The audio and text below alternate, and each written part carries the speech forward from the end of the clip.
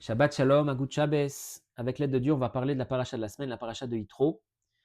Et pour mettre tout de suite dans le sujet, on va essayer de découvrir les secrets qui se cachent derrière le personnage de Yitro et pourquoi Yitro est tellement important, tellement indispensable pour le don de la Torah, si bien que nos sages disent que si Yitro n'était pas venu et n'avait pas loué Hachem, n'avait pas reconnu Hachem, Hachem n'aurait pas donné la Torah au peuple juif.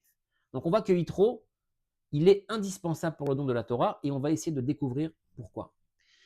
On va dans ce shiur analyser cette question, essayer de répondre à cette question avec deux dimensions, la dimension de la Kabbalah, du Harizal, le Sod, et la dimension de la Chassidut du Rabbi.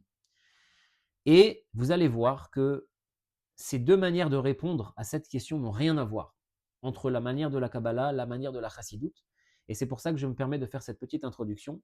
C'est que souvent, les gens pensent que la Chassidut, c'est uniquement des notions de Kabbalah, des notions mystiques de la Torah qui sont, on va dire, édulcorées, qui sont mises à la portée des gens, euh, entre guillemets, qui ont moins de connaissances. On se dit souvent ça. La Chassidut, on entend que c'est une vulgarisation de la Kabbalah. En fait, pas du tout. Ça n'a rien à voir. Le Rabbi explique très bien cela dans un essai qu'il a écrit, où il explique là-bas qu'est-ce que c'est la Chassidut. Il faut savoir, donc juste je fais une petite introduction sur ça avant de reprendre le sujet, mais il faut savoir que la Kabbalah, le but de la Kabbalah, si on peut dire, le mouvement que produit en l'homme la Kabbalah, c'est un mouvement, on s'extirpe du monde, on part du bas, on veut monter vers le haut. Quand on étudie les secrets de la Torah, finalement, ça nous provoque une envie de se détacher de la grossièreté du monde et d'aller uniquement s'intéresser vers la divinité. Donc la Kabbalah, c'est un mouvement du bas vers le haut. On s'extrait de la matière. La Chassidut, certes, utilise des notions de Kabbalah, mais elle utilise ces notions de Kabbalah pour son but à elle, si on peut dire. Et c'est quoi le but de la Chassidut?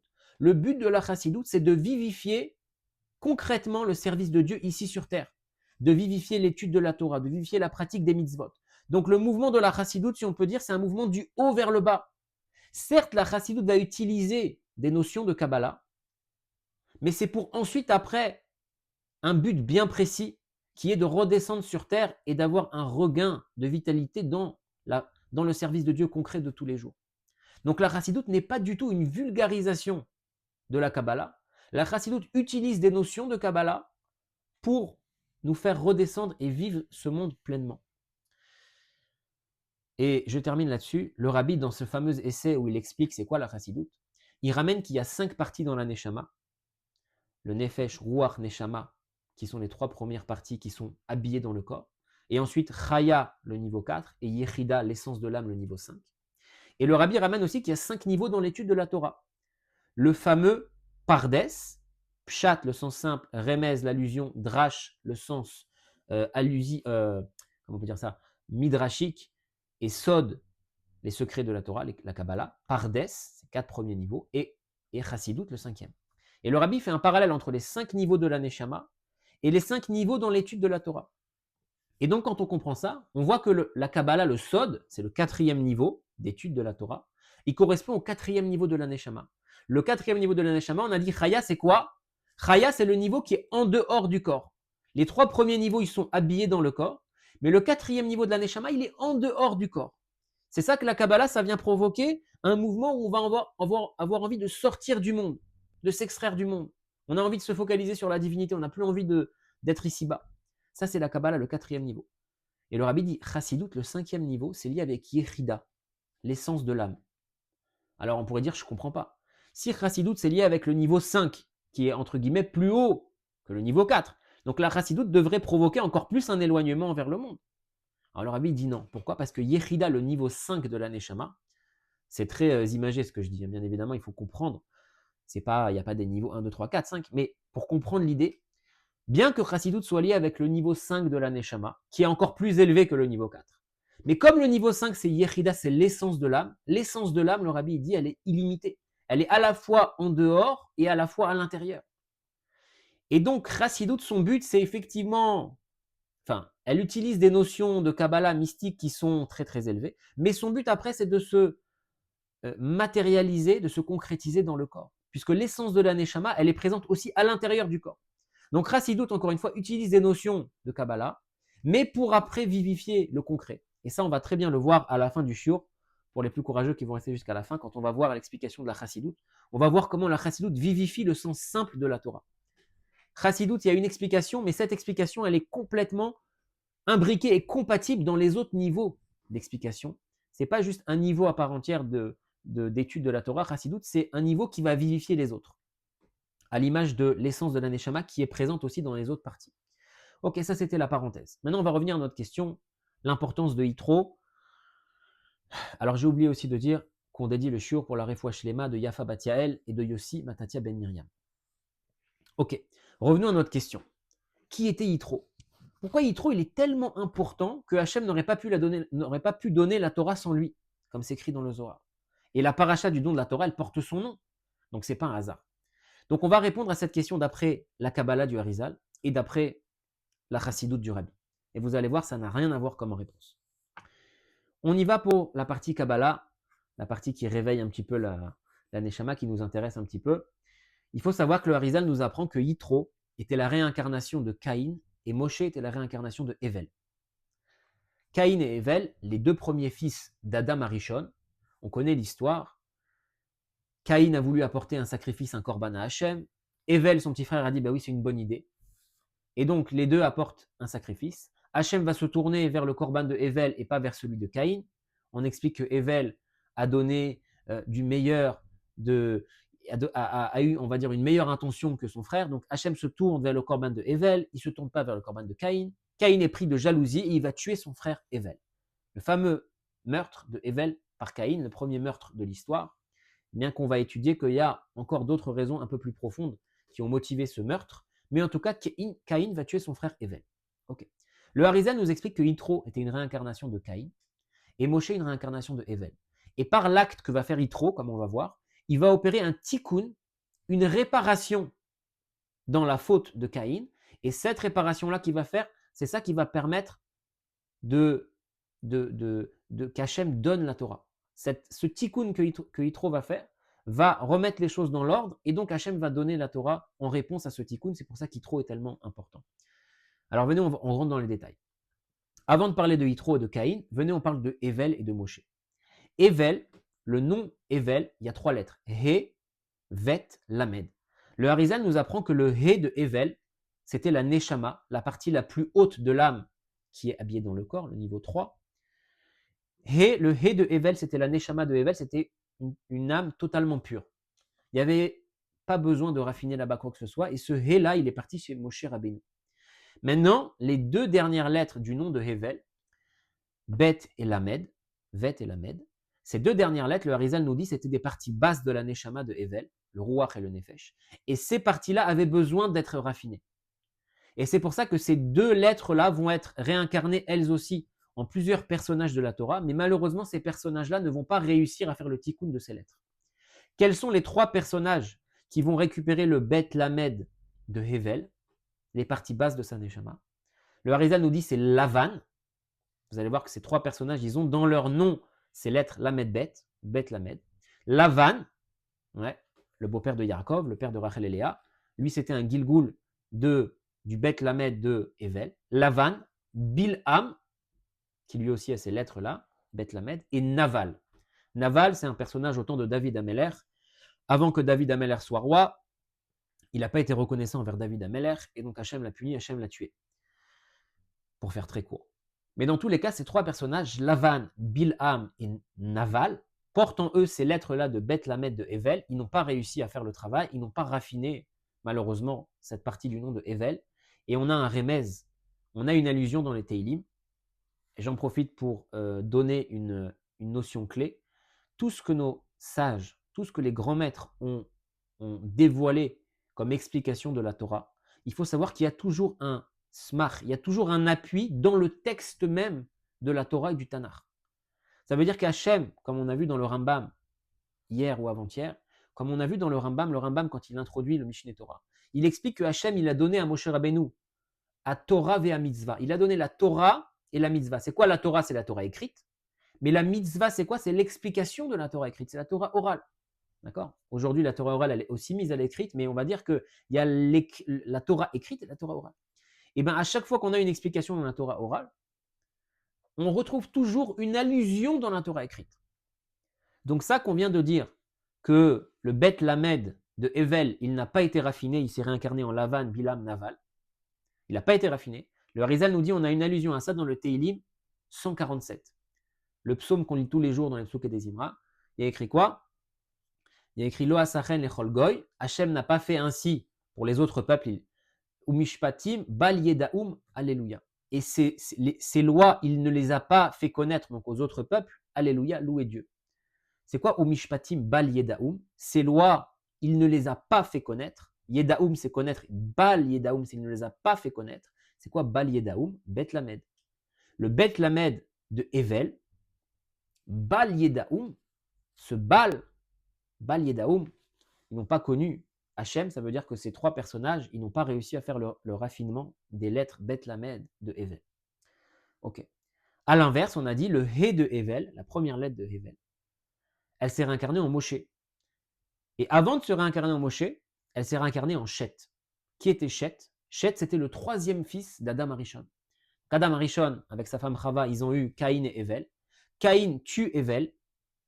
Entre-temps, Adam Arishon s'était séparé de sa femme à cause de la faute de l'arbre de la connaissance. 130 ans après, Adam Arishon se remarie avec sa femme et ils ont de cette union un troisième enfant qui s'appelle Shet.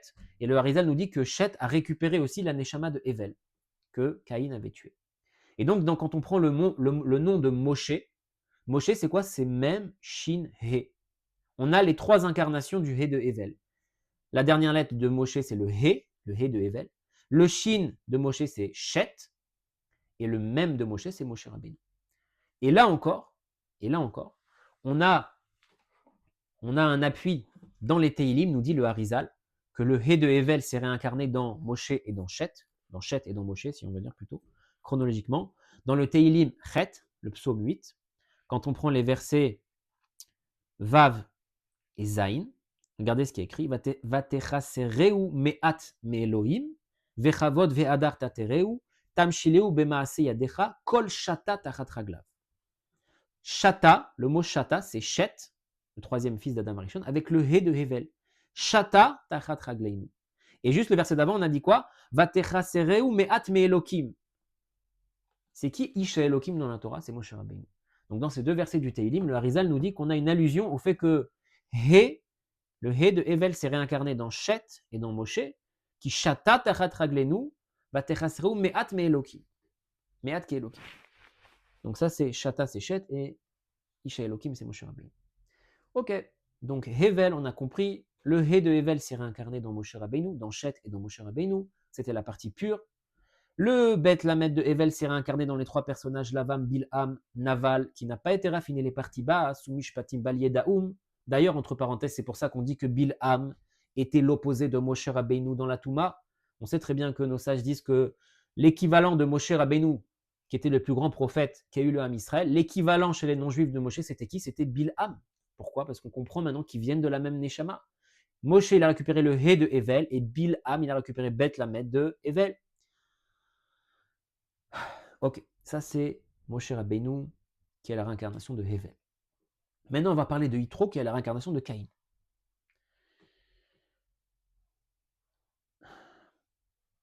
Caïn, alors on a expliqué dans l'histoire que Caïn, il a tué son frère, a priori, quand on lit comme ça. Il a tué son frère pourquoi? Il a tué son frère parce que l'offrande de Hevel, son frère, a été acceptée, pas la sienne. Maintenant, nos Chachamim, ils nous apprennent à lire un petit peu autrement, et ils nous disent en fait, Caïn, il n'a pas tué Hevel pour ça. La vraie raison pourquoi Caïn, il a tué son frère Hevel, c'est quoi? C'est parce que Caïn voulait se marier avec la femme de Hevel. Caïn voulait prendre la femme de Hevel. Alors là, on pose tout de suite la question. Déjà, ça relance une question connue. Caïn et Hevel, c'était les deux seuls, au début, les deux seuls enfants d'Adam et Chava. Comment ils se sont mariés? Comment on voit qu'après, ils ont eu des enfants, etc. Ils étaient que eux. Comment ils se sont mariés? Alors, nos sages nous disent qu'en réalité, quand Caïn est né, il y a une sœur jumelle qui est née en même temps que lui. Et quand Hevel est né, il y a eu deux sœurs jumelles qui sont nées avec lui. Et donc, Caïn s'est marié avec sa sœur jumelle. Et Hevel voulait se marier lui aussi avec ses deux sœurs. Et Caïn, il a dit à Hevel, non, il y a une de tes sœurs qui est à moi. Pourquoi? Parce que je suis l'aîné. Je suis le Bechor. Et le premier-né dans la Torah, il prend une double part. Et donc, moi, je suis l'aîné, c'est moi qui dois avoir 2 femmes, et toi, tu dois en avoir qu'une. Evel, il a dit non. Mes 2 sœurs, elles sont nées avec moi, alors c'est moi qui me marie avec elles. Bien évidemment, c'était les premiers hommes, si on peut dire de l'humanité, il n'y avait pas d'autre choix que de se marier comme ça dans la famille. Donc il n'y avait pas d'interdit, bien évidemment. Mais voilà pourquoi nos sages disent pourquoi est-ce que Caïn il a tué Evel pour prendre cette femme qui pensait qu'elle était à lui, alors qu'en fait elle était destinée à son frère Evel. Et là encore une fois, on a un smar, on a un appui dans les versets de la Torah pour cette explication des Chachamim. Regardez, donc ça c'est dans Bereshit, le chapitre 4 d'Alet. Et la Torah nous dit comme ça. Ve Adam yada et Chava ishto. Voici que l'homme, Adam Arishon, il a connu sa femme Chava. Vata'ar vateled et Caïn. Elle est tombée enceinte. Vateled et Caïn. Et elle a enfanté Caïn. Maintenant, dans la Torah, le mot et, c'est un mot qu'on ne peut pas bien traduire en français. C'est un mot, si on peut dire, entre guillemets, qui n'est pas utile dans le texte même. Ça veut dire que si elle écrit Vata'ar vateled Caïn, c'est la même chose que Vata'ar vateled et Caïn. Elle est tombée enceinte, elle a enfanté Caïn. Le et dans la Torah, le mot et, il ne va pas changer le sens de la phrase. Simplement, nos sages nous disent, chaque mot de la Torah est medouyak, chaque mot de la Torah est précis. Donc si la Torah, elle choisit de nous employer le mot et alors qu'il ne sert à rien dans le sens de la phrase, ça veut dire qu'il vient nous rajouter quelque chose. Donc c'est quoi Vateled et Caïn? Elle a enfanté et Caïn. Elle a enfanté Caïn. Et le et vient nous dire, avec Caïn, il y avait une sœur jumelle. Puisque sinon, il y aurait écrit Vateled Caïn. Elle a enfanté Caïn. Ça qui a écrit Vateled et Caïn, ça vient nous rajouter quelque chose. Ça va nous rajouter quoi? Que Chava, elle n'a pas seulement accouché de Caïn, elle a accouché avec Caïn d'une sœur jumelle. C'est pour ça qu'il y a écrit et. Maintenant, pour Evel, donc le deuxième enfant, regardez ce qu'il y a écrit. Vatosef la ledette, elle a continué à enfanter. Et arrive et Evel. Elle a continué à enfanter après Caïn. Elle a enfanté un frère pour Caïn, donc Evel. Et Evel. Il y a 2 fois le mot et. Et arrive et Evel. Donc là, dans ça, je dis, il y a 2 fois le mot et. Avec Evel est né 2 sœurs jumelles. Sont nées 2 sœurs jumelles. Et donc, c'est pour ça que Caïn a tué son frère Evel, parce qu'il voulait se marier avec une des sœurs de son frère. Il n'a pas reconnu qu'elle était destinée à son frère. Ok. Le Harizal nous dit donc qu'en réalité, Caïn, il a fait 3 fautes. Caïn, il a volé la femme de son frère. Il a voulu voler la femme de son frère. Est-ce qu'il l'a réussi ou pas après? Je ne sais pas, je ne veux pas dire de bêtises. En tout cas, il a volé, on va dire, certainement que oui, il a volé la femme de son frère. Première faute de Caïn. Deuxième faute de Caïn, il a eu un problème dans son korban, dans son offrande qu'il a faite à Hachem. Puisqu'on a dit Hachem, il s'est tourné vers le korban de Evel et pas vers celui de Caïn. Troisième faute que Caïn il a fait, il a tué et il a enterré son frère. Ouais. Le Harizal nous dit, pour réparer chacune de ces 3 fautes, Caïn lui aussi s'est réincarné en 3 personnages. Yitro, Korach et le Mitzri, l'Égyptien que Moshe Rabbeinu a tué. Et c'est là où c'est intéressant. La faute de Caïn qu'il a volé la femme de son frère, ça c'est Yitro qui a réparé cette faute. Comment? Nous dit le Harizal. Quand Yitro est venu dans le camp, et qu'il a dit à Moshe, je viens pour me convertir, et je viens te ramener ta femme Tsipora. Le Harizal nous dit que Tsipora, la fille de Yitro, c'est cette fameuse 3e sœur que Caïn il a volée à Evel. Et Yitro, maintenant, quand il vient ramener Tsipora à Moshe Rabbeinu, il va faire le tikkun de cette erreur-là qu'il avait volé la femme de son frère, il va lui ramener cette femme qui est Tsipora, qui est la femme de Moshe Rabbeinu. C'est pour ça que quand Yitro, il vient voir Moshe Rabbeinu, il lui dit quoi? Ani chotencha Yitro. Je suis ton beau-père Yitro. Le Harizal nous dit, quand on prend les initiales de ces 3 mots, Ani chotencha Yitro, Aleph, Chet, Yud, ça fait le mot Achi. Je suis ton frère. Je suis Caïn, ton frère. Toi, Moshe, t'es Evel.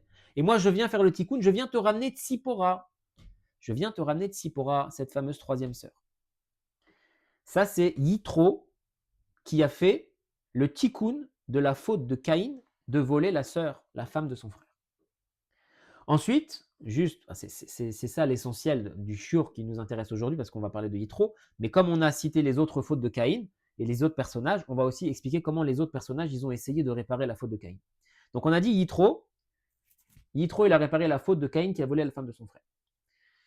Korach, il a essayé de réparer le problème qu'il y avait dans le Korban de Caïn, sauf que Korach, il n'a pas réussi. Korach, on sait très bien plus tard dans Sefer Bamidbar que Korach, il a voulu se rebeller contre Moshe Rabbeinu. Et qu'est-ce qu'il a fait? Il a dit non, on est tous des grands prêtres. Et Korach, il a voulu apporter les kétorets du grand prêtre, il a voulu apporter un Korban à Hachem pour, entre guillemets, essayer de faire le tikkun du mauvais Korban de Caïn, mais il a pas du tout réussi. Et c'est pour ça que il est mort, il a été tué par Dieu. Donc Korach, il a essayé de faire le tikkun de Caïn, parce que Korach, c'était aussi une réincarnation de Caïn, mais lui, il n'a pas réussi. Et le Mitzri, c'est l'Égyptien que Moshe Rabbeinu a tué. Quand Moshe Rabbeinu sort du palais de Paro, il voit un Égyptien qui frappe un Juif. Moshe Rabbeinu va tuer cet Égyptien, il va enterrer son corps dans la poussière. Et bien, le Harizal nous dit, ce Mitzri-là, il vient réparer la faute de Caïn qui avait tué et enterré son frère. Donc Moshe Rabbeinu, il l'a tué, il l'a enterré. Et encore une fois, il y a une allusion dans les versets de la Torah à ces 3 réincarnations de Caïn. Pourquoi? Parce qu'il y a un verset dans la Torah qui nous dit Kishivataim yukam Caïn. 7 fois, dans cette génération, sera vengé Caïn. Alors, il faudrait étudier ce passouk, parce que si on peut remettre le contexte, Caïn, une fois qu'il a tué Evel, Hachem va le réprimander, il va vouloir le punir, et Evel, il dit à Hachem, tu ne peux pas me faire ça, je veux faire tchouva, etc. Alors Hachem, il dit, ok, je ne vais pas te punir tout de suite, je veux te punir dans 7 générations, comme Rachid explique là-bas sur place, que Hachem, il n'a pas voulu punir Caïn tout de suite, il a voulu attendre la 7e génération après Caïn pour le punir. Donc il y a écrit Kishiva Taim, Yukam Caïn, et celui qui veut lever la main sur Caïn pour se venger maintenant, il sera lui-même puni, si on peut dire. Donc Hachem, il a voulu maintenir Caïn en vie et le punir que plus tard. Mais bon, ça c'est entre parenthèses, il faudrait étudier un peu plus profondément. En tout cas, le verset, il nous dit quoi? Kishiva Taim, Yukam Caïn. 7 fois, si on peut dire, il sera vengé, il se tiendra Caïn. Yukam, c'est les lettres de Yud, Kuf, Mem. Yitro, Korach, Mitzri. Yukam, c'est les lettres de Yitro, Korach, Mitzri, Kishiva Taim, Yukam Caïn. C'est les 3 incarnations de Caïn. Yitro, le Korach et le Mitzri. Ok. Donc encore une fois, comme j'ai dit, il y a toujours un appui dans le texte même à toutes ces explications de la Torah. Ok. Donc pour revenir à ce qui nous intéresse, et là on va conclure sur la partie Kabbalah. Pourquoi Yitro est tellement important pour le don de la Torah? Parce qu'on a dit Yitro, il a fait le tikkun de Caïn, il est venu ramener la femme qu'il avait volée à son frère, il est venu ramener Tzipora à Moshe Rabbeinu. Et comme Caïn, la faute de Caïn, elle a créé, si on peut dire, un piroud, une séparation, une dissension, parce que Caïn, il a tué son frère. Yitro, il a fait l'inverse, il est venu réconcilier les choses. Il a fait une certaine hardout, une certaine harmonie. Il est venu faire le tikkun de son frère, de la faute de Caïn. Et donc, le Harizal nous dit, c'est par ce tikkun, cette réparation que Yitro a fait, il a remis une unité, une harmonie qu'Hachem, après, il a accepté de donner la Torah. Donc vous avez vu, ça c'est comment on répond à la question pourquoi Yitro est tellement important pour le don de la Torah. Ça c'est la réponse, si on peut dire, qu'on peut amener des enseignements de la Kabbalah, du Harizal. Bien évidemment, c'est une goutte d'eau à mon petit niveau de ce que j'ai écouté, de ce que j'ai compilé, mais c'est une goutte d'eau par rapport à tous les secrets qui se cachent derrière cette histoire. Ok. Donc ça c'est la réponse d'après la Kabbalah. Maintenant, venez, on va étudier cette question d'après la Chassidoute, et vous allez voir, la réponse n'a rien à voir. Mais on va comprendre ce que je dis au début, comment la Chassidoute, le but de la Chassidoute, c'est de parler un langage effectivement des fois mystique, mais pour vivifier le concret dans la vie de tous les jours. Alors on va étudier donc sur une Sikha du Rabbi, le tome 11, écoutez, Sichot Chelek Yud Aleph, de Parashat Yitro. Le Rabbi nous ramène un Zohar, comme on a dit au début, qui dit que si Yitro n'était pas venu, si Yitro n'avait pas fait de louange, n'avait pas reconnu Hachem, alors Hachem n'aurait pas donné la Torah à Israël. Qu'est-ce qu'il a dit Yitro? Yomer Yitro, Baruch Hachem, Asher Itzil Etrem. Yitro, il a loué 2 fois Hachem, si on peut dire. Une fois, il a dit Baruch Hachem, béni soit Dieu, Asher Itzil Etrem, qui vous a sauvé. Et une fois, il a dit quoi, juste après? Ki atayadati, ki gadol Hachem, Nikola Elohim. Maintenant, je sais que Dieu est plus grand que toutes les autres divinités. Parce que Yitro, comme on va le voir, c'était un grand prêtre idolâtre. Il connaissait toutes les idolâtries du monde. Et quand Yitro, il a loué Hachem, il a reconnu Hachem, si on peut dire, ça a fait descendre une lumière divine tellement forte, et c'est grâce à ça que Hachem il a donné la Torah. C'est ce qu'on va étudier maintenant. Donc, avant de comprendre pourquoi c'est la louange de Yitro qui a fait cet effet-là, et pas la louange d'Ebné Israël, la louange de Moshe Rabbeinu. Le rabbi pose la question dans la Sikha, je ne comprends pas, la Torah, le Zohar, il nous dit, si Yitro n'était pas venu remercier Hachem, si Yitro n'était pas venu reconnaître Hachem, Hachem n'aurait pas donné la Torah. Le rabbi dit, je ne comprends pas, Moshe Rabbeinu, Aaron, les Bnei Israël, ils n'ont pas loué Hachem. Quand il y a eu Kriyat Yamsouf, ils ont fait quoi? Ils ont fait une shira, ils ont chanté, ils ont remercié Hachem eux aussi. Alors pourquoi il fallait le remerciement de Yitro? Alors le rabbi dit, avant de comprendre ça, il faut comprendre autre chose. Souvent c'est comme ça dans la Chassidoute, vous remarquerez que on pose la question, après on dit, mais pour comprendre ça, il faut comprendre autre chose. Et pour comprendre cette autre chose, il faut comprendre encore une autre chose. Et petit à petit, on va comprendre un peu tout ce qu'il faut comprendre, et après on va comprendre, on va revenir à la question initiale. Donc pour comprendre pourquoi la louange de Yitro, elle était tellement importante que sans ça, on n'aurait pas pu donner la Torah, elle était même plus importante que la louange des Bnei Israël qu'ils ont fait à Hachem après l'ouverture de la mer, le rabbi dit, il faut comprendre autre chose. La paracha, elle commence par quoi? Vaishma Yitro Kohen Midian, Choten Moshe et Kol Asher Asa Elokim. Yitro, il a entendu ce qui s'est passé. La Torah nous dit donc Vaishma Yitro, Yitro il a entendu. Et c'était qui Yitro? La Torah nous dit Kohen Midian. Yitro c'était le Kohen de Midian. Il a entendu tout ce qu'Hachem il a fait. Le rabbi pose la question, il dit pourquoi la Torah, elle vient nous dire à ce moment-là que Yitro c'était le Kohen Midian? Comme on nous explique, Kohen Midian, ça peut vouloir dire deux choses. Kohen, ça peut vouloir dire Sar, un prince, quelqu'un d'important. Donc Yitro c'était un prince de Midian. Et Kohen, ça peut vouloir aussi dire, comme nous on a l'habitude, Kohen c'est Komar, ça veut dire c'est un prêtre. Komar la Avodazara. Donc quand on dit que Yitro c'était Kohen Midian, c'était le prêtre de Midian, c'était le prêtre idolâtre de Midian. Donc le rabbi pose la question très simple, il dit, la Torah vient nous dire que Yitro il vient dans le désert pour se convertir, pour apprendre la Torah. Pourquoi elle nous dit maintenant que Yitro c'était le Kohen Midian? C'est une honte pour Yitro, ça lui fout la honte. Tu lui dis, Yitro, ce grand prêtre-là, idolâtre, il est venu se convertir. On sait très bien qu'il y a une halakha, ça vient dans la Gemara, dans la halakha, qu'on n'a pas le droit de rappeler à un Baal Tchouva ses fautes du passé. Quelqu'un qui vient, qui se renforce dans l'étude, dans la prière, dans toutes les actions, on n'a pas le droit d'aller le voir et lui dire « Ah, toi, tu viens à la choule maintenant, mais ne te rappelles pas, il y a 5 ans, ce que tu faisais. Tu étais le plus grand Oved Avodazara. » On n'a pas le droit de faire ça. Donc pourquoi la Torah ici, qu'elle vient nous dire que Yitro, il est venu dans le désert, il s'est converti, etc. Elle vient nous rappeler, tu sais, c'était qui Yitro? C'était le Kohen Midian, hein, c'était le prêtre de Midian. Ça ne se fait pas. Alors le rabbi nous dit au contraire. Au contraire. La Torah vient nous montrer comment Yitro, il était méritant. Parce que si on dit que Yitro, c'était un prince, quelqu'un d'important, alors regarde, il a été prêt à quitter tout son confort, tout son statut matériel, pour venir dans le désert entendre les paroles de la Torah. C'est très fort. Donc la Torah ne vient pas nous dire, nous casser Yitro. La Torah vient nous dire qu'il était Kohen Midian, pour au contraire nous montrer comment ça avait de la valeur ce qu'il a fait. Et si tu dis que Yitro c'était Kohen Midian, le prêtre de Midian, là ça a encore plus de valeur. Pourquoi? Et c'est là où on va rentrer dans le vif du sujet. Nos sages disent que Yitro, donc c'était le Kohen Midian. On nous dit que Yitro, il avait servi toutes les Avodazara du monde.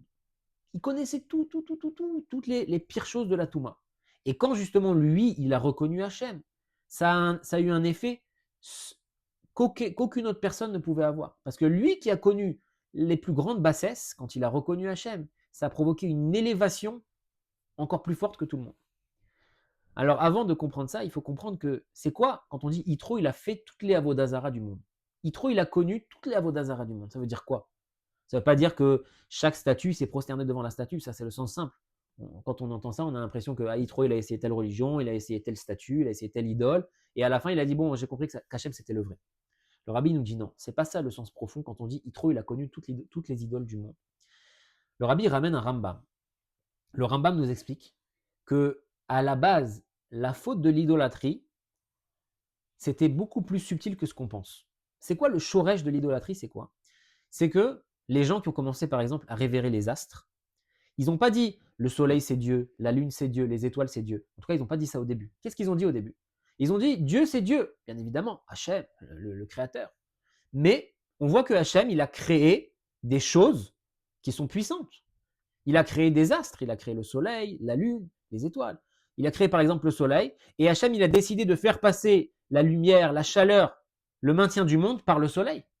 Donc c'est vrai qu'Hachem c'est Dieu, voilà ce qu'il pensait au début. C'est vrai qu'Hachem c'est Dieu, mais Hachem, il a donné une importance lui-même au soleil. Comme un roi qui nomme des ministres, le roi, il donne une importance à ses ministres.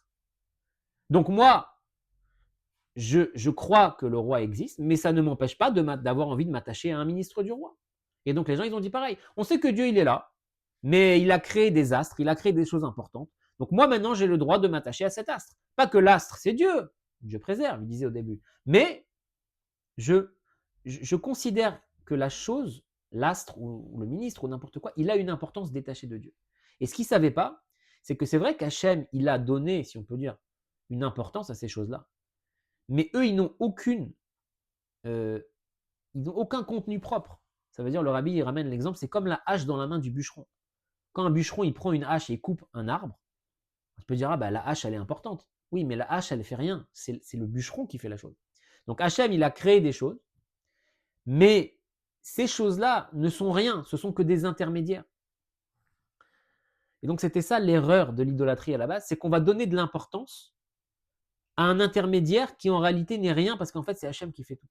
Certes, Hachem il a créé un système avec des intermédiaires, mais de révérer l'intermédiaire, finalement c'est une erreur parce que c'est Hachem qui gère tout. Ces intermédiaires ils sont là parce qu'Hachem a voulu, mais ils n'ont pas de rôle à proprement parler, ils n'ont pas de pouvoir si on peut dire. Ils n'ont pas le pouvoir de faire quelque chose que Hachem ne veut pas. C'est juste des intermédiaires. Donc au début, les gens, ils ont dit, on reconnaît qu'il y a Dieu, mais Dieu, il a donné une certaine force, une certaine puissance, une certaine importance à d'autres choses. Donc on va s'attacher à ces autres choses. Et petit à petit, ils en sont venus à dire, en fait, le soleil, c'est Dieu. La lune, c'est Dieu. Les étoiles, c'est Dieu, etc. Mais à la base, le Rabbi nous dit, le Rambam nous dit, dans la source des choses, ils ont commencé à accorder de l'importance à quelque chose qui était simplement un intermédiaire qui n'avait pas de pouvoir. Et donc, quand on dit que Yitro, il connaissait toutes les Avodazara, hein, c'est pas que Yitro, il s'est prosterné à chaque statue. C'est que Yitro, le rabbi nous dit, il connaissait tous les intermédiaires qui existent depuis Hachem jusqu'à la bassesse la plus profonde. Parce que ce système-là d'intermédiaires, si on peut dire le soleil, il a un certain rôle envers nous, et la lune, et les étoiles, et les végétaux, etc. Ça existe aussi spirituellement, le rabbi dit. Dans le ciel, dans les mondes spirituels, il y a des intermédiaires. Il y a des anges et des anges plus élevés et des noms de Dieu et il y a plein d'intermédiaires. Donc Yitro, quand on dit qu'il connaissait toute la Avodazara du monde, c'est pas juste qu'il connaissait toutes les statues du monde.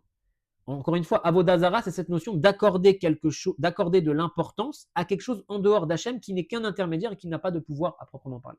Donc Yitro, quand on dit qu'il connaissait toute la Avodazara, il connaissait chaque niveau de l'enchaînement des mondes. C'est pas juste les statues en bas, il connaissait tout. Les niveaux des anges, les niveaux des noms de Dieu, il connaissait tout l'enchaînement des mondes, toutes les Avodazara, tout ce qui peut avoir une importance en dehors de Dieu, il connaissait tout. Jusque, concrètement, bien sûr, on ne sort pas le verset de son sens simple. Il connaissait les plus grandes bassesses et les plus grandes impuretés dans ce monde-là. Mais pas seulement, il connaissait tout. Et quand lui, il a reconnu que Kiata Yadati Ki Gadol Hashem, Ki Gadol Elokim, quand il a reconnu ça, à ce moment-là, ça a créé, il a raffiné toute cette connaissance qu'il avait, ça l'a raffiné, et c'est ça qui a permis le don de la Torah. Le rabbi ramène un mot du roi Shlomo qui est très très connu. Qu'est-ce qu'il nous dit le roi Shlomo? C'est là où on va comprendre. Vera iti ani, moi je vois, dit le roi Shlomo, qu'il y a un bienfait dans la chorma par rapport à la sottise, comme le bienfait, la supériorité d'une lumière qui vient de l'obscurité. Le rabbi il dit souvent, on a besoin de Shlomo Ameler pour nous dire, j'ai vu qu'il y avait un plus dans la sagesse par rapport à la sottise, comme la lumière par rapport à l'obscurité. On a besoin de Shlomo Ameler pour nous dire ça. Qui ne sait pas que la chorma c'est mieux que la sikhlout, que la sagesse c'est mieux que la sottise? Personne. Tout le monde est au courant. Maintenant, qu'est-ce qu'il dit le roi Shlomo? Le rabbi nous dit, il ne dit pas que la chorma elle est plus grande que la sottise. Elle dit, il y a shitron, il y a une supériorité, les chorma min à sikhlout. Quand je fais sortir la chorma de la sottise, comme la supériorité de Or Mina Rocher. Ce n'est pas que la lumière est plus forte que le Rocher, c'est que la lumière qui vient de l'obscurité, elle est plus forte que la lumière pure, si on peut dire. La Chorma qui vient de la bêtise, elle est plus forte que la Chorma pure. La Chorma qui vient de Yitro, qui a connu les plus grandes bassesses, qui va maintenant reconnaître Dieu, cette Chorma qui vient de la bêtise, qui vient de la sottise, qui vient du mal, une fois que je l'utilise pour le service de Dieu, elle est plus forte que la Chorma de Gdusha, la Chorma qui est juste dans la Kedusha de base. C'est un peu abstrait, mais on a compris l'idée que Yitro, étant donné qu'il connaissait tous les niveaux, du plus haut au plus bas, et que quand lui, il a reconnu qu'Hachem était le seul, à ce moment-là, il a provoqué un raffinement dans toute cette bassesse, dans toute cette sottise qu'il avait connue. Et il a raffiné les forces du mal qui étaient là-bas. Et il a provoqué une plus grande lumière que tout le Ham Israël, Moshe, Aaron et Bnei Israël. Maintenant, le Rabbi nous dit, comme on avait déjà dit ce principe-là, comment tu m'expliques que ça entraîne le don de la Torah? On explique toujours que à avodat tzricha liot me'en ha'amshacha. Quand tu fais descendre quelque chose par ton travail, le travail que tu fais doit correspondre à ce que tu fais descendre. Il y a un lien entre ton effort, qu'est-ce que ton effort va produire comme conséquence. Donc, Yitro, on a dit, il a raffiné les forces du mal, il a transformé cette sagesse de l'impureté en sagesse de la sainteté, et ça entraîne Matan Torah. Quel rapport entre les deux? Alors, le Rabbi nous dit, c'est clair, parce que Matan Torah, c'est quoi? C'est qu'avant Matan Torah, il y avait une barrière, on dit, les créatures du bas ne pouvaient pas monter en haut et les créatures du haut ne pouvaient pas descendre en bas. Avant le don de la Torah, il y avait une barrière hermétique entre spirituel et matériel. Et le don de la Torah, c'est quoi? C'est qu'on va réunir les deux. On va réunir le spirituel et le matériel. Donc Yitro, il a fait la même chose.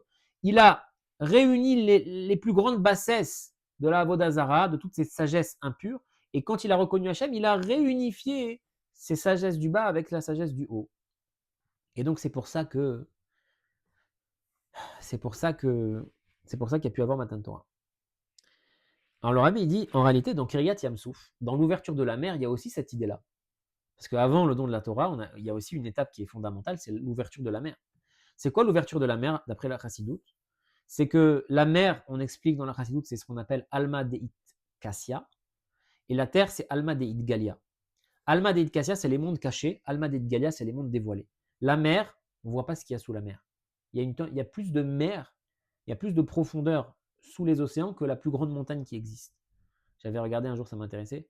Je ne veux pas dire de bêtises, mais il me semble que la fosse marine la plus profonde, elle doit avoisiner, je crois, les 10 000 mètres. Alors que la plus grande montagne, je ne sais plus on a combien, peut-être dans les 4, 5, 6, 7 000. Bon bref, en tous les cas, sous la mer, il se cache des choses qu'on n'a pas idée. On ne voit pas les poissons, on ne voit pas tout ce qui se cache sous la mer. Donc la mer symbolise le monde caché, les dimensions, on va dire, spirituelles qui sont hors de notre portée. Et la terre ferme, bah là on voit tout ce qui se passe. Les gens, ils marchent sur la terre. Et ben là, ça correspond à une conscience du divin beaucoup plus basse, beaucoup plus terre à terre. Et d'ailleurs, les créatures terrestres comme nous, on n'a pas conscience que c'est Hachem qui nous fait vivre à chaque seconde. Par contre, un poisson, il sent que c'est son environnement qui le fait vivre, parce que si le poisson il sort de l'eau, il est mort. Alors, la mer symbolise cet aspect profond de la divinité, cet aspect très très haut de la divinité, et la terre symbolise l'aspect plus concret, matériel. Et quand il y a eu l'ouverture de la mer, on a dit quoi? On a transformé la mer en terre sèche. Donc Hachem, il a attaché les niveaux de la mer les plus hauts niveaux avec les niveaux de la terre sèche les plus bas niveaux. Donc l'ouverture de la mer, le Rabbi nous dit aussi, c'était une préparation à Matan Torah, puisque Matan Torah, encore une fois, c'est d'attacher ce qui est en haut avec ce qui est en bas, d'attacher le spirituel, la divinité avec la matière concrète. C'est pour ça que quand je fais une mitzvah à partir de Matan Torah, l'objet de la mitzvah devient kadosh, devient saint. Alors qu'avant Matan Torah, il n'y avait pas cette notion-là.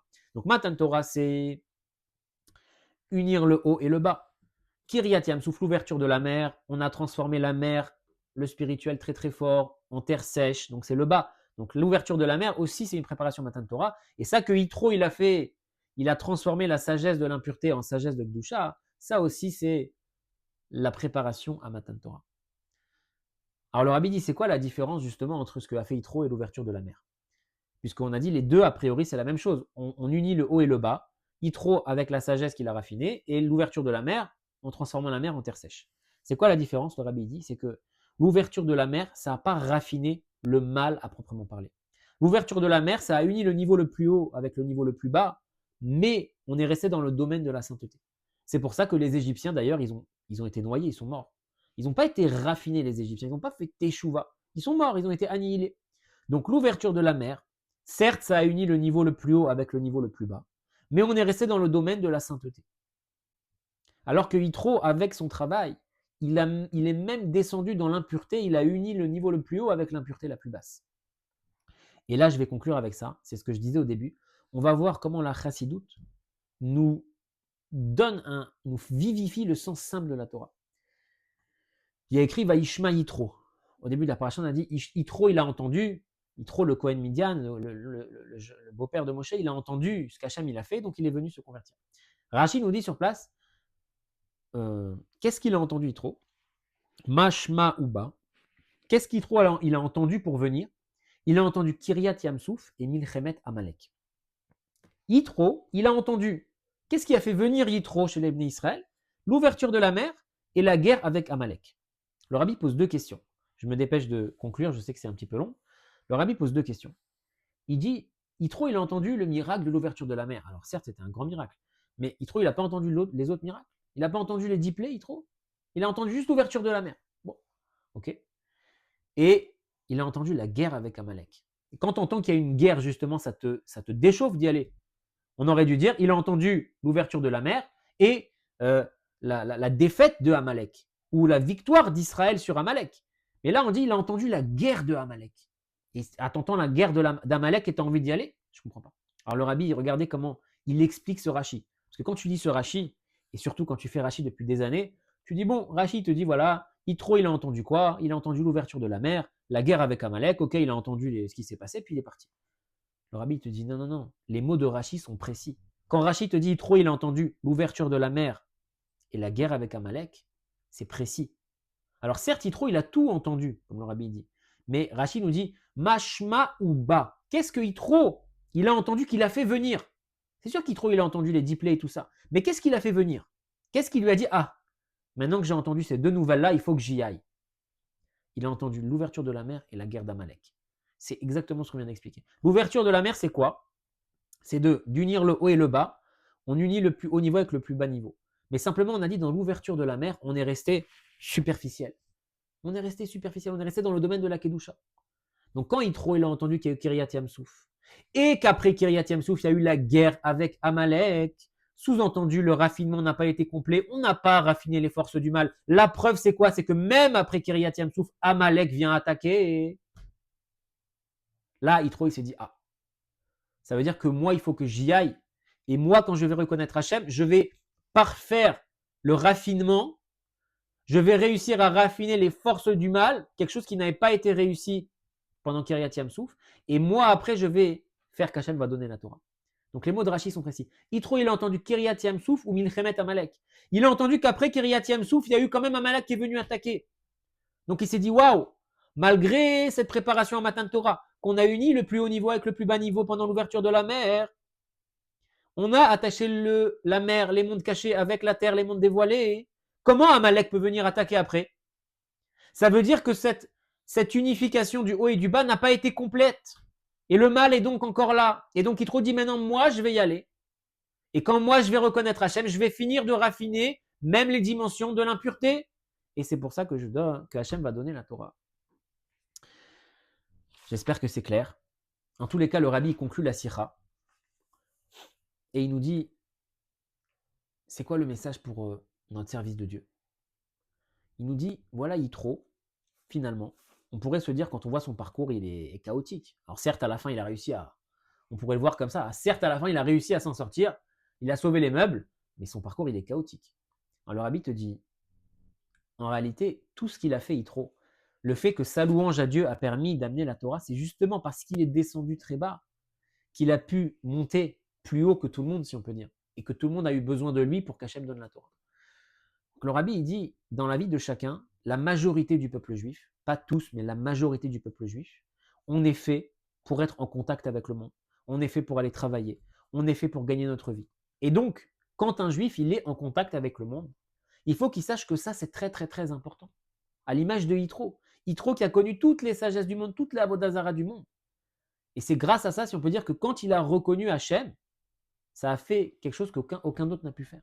Et donc le rabbi dit, quand un juif, c'est un bon juif, pas seulement à la synagogue, pas seulement quand il étudie la Torah, mais même quand il est au travail, même quand il mange, même quand il fait des choses profanes, là, ça procure une élévation, si on peut dire, qui n'a pas son pareil. Plus fort encore, c'est plus fort d'être un bon juif au travail, dans la rue, que d'être un bon juif à la synagogue. Alors le rabbi dit, bien sûr, il ne faut pas se tromper. Il ne faut pas plonger dans l'impureté. Le rabbi dit, il y a un ordre, il y a un seder. Un juif, d'abord, il se lève, il fait modéani, il fait la tfila. Après, on dit, il va étudier la Torah. Ok, il s'est renforcé dans la Kedusha. Après, dans un deuxième temps, il va pouvoir aller dans le monde, agir sur le monde, raffiner le monde. Ça ne veut pas dire qu'il faut se vautrer dans la matière. Sinon, là, on peut vraiment tomber. Il y a un seder. D'abord, on renforce l'âme, on renforce le bien. Mais après, le fait qu'on soit obligé d'aller dans le monde, après, ce n'est pas, si on peut dire, une descente, une dégringolade. C'est quelque chose qui va servir au projet divin. Et le rabbi dit, la majorité du peuple juif a cette mission-là, d'aller dans le monde, de travailler, de raffiner le monde. Il y a certaines neshamot, certaines personnes que eux sont liés avec l'étude de la Torah toute la journée.